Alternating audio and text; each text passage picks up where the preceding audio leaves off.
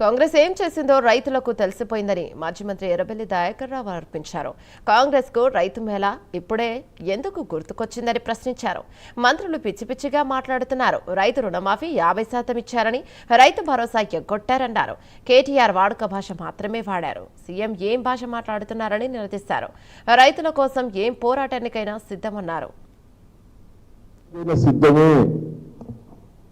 దేనికైనా సిద్ధమే.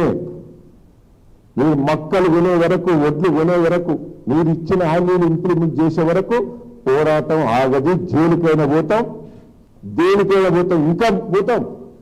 దమ్ముంటారా కళ్ళాల దగ్గరికి? దమ్ముంటే మార్కెట్ యాడికి రా, చూసుకుందాం. ఆ రైతుల ముందట్లే మాట్లాడదాం. మీరేం చేసిండ్రు, మేమేం చేసినాం.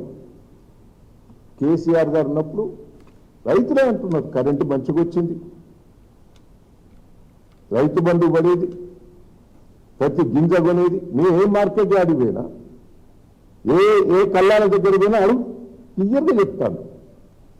ఇది వాస్తవం కాదా? నేను ఇప్పటికీ చెప్తున్నా, మా మీద కేసులు పెట్టు, ఏమైనా చేసుకో, మేము దేనికైనా సిద్ధమే. కానీ రైతులకు ఇచ్చిన హామీని నిలబెట్టాలి, ప్రతి గింజ కొనాలి. పోరాటం